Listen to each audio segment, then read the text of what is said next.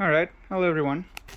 So since I'm doing my annual tire change to winter tires, so I figured, now's the time to show you guys one of the upgrades you can do to your Hyundai Elantra Sport or Veloster Turbo or any Hyundai Kia that uses the 1.6 turbo.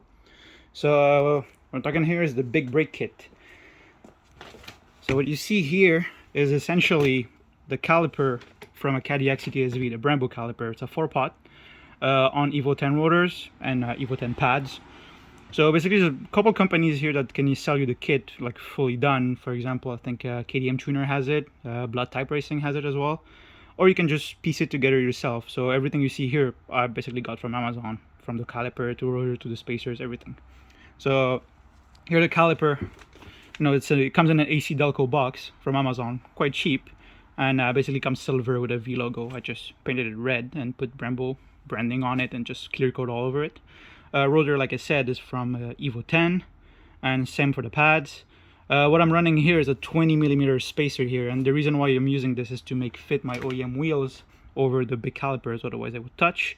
It's really tight, but it does fit. I'll show you on the other side. I've been running this for 5 months now, quite hard driving as well, and so far so good, nothing happened.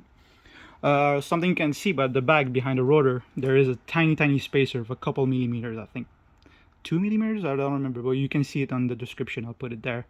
And basically that's to center the rotor on the caliper here to make sure it's relatively centered. So it's really easy steps. So if you know how to change your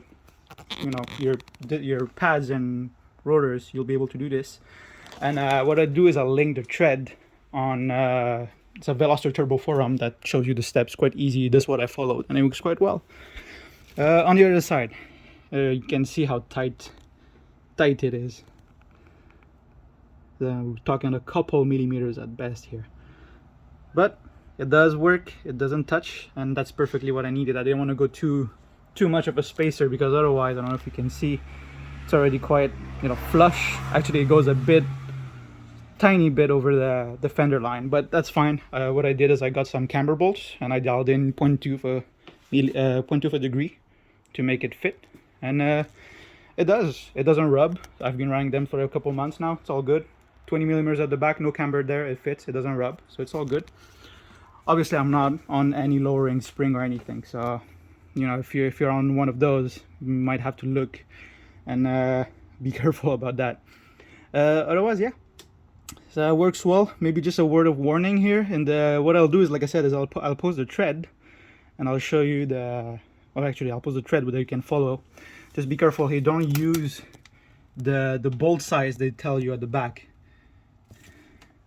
See those?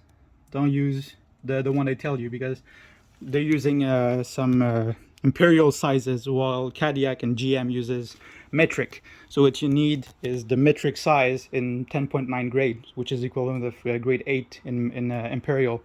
I'll link it in the description as well, because otherwise you'll cross-thread them. And I know that, because I did cross-thread this one and I had to put a link oil in it, and that's not fun. So yeah, if you have any questions, just post them in the comment section. I'll try and answer them the best I can.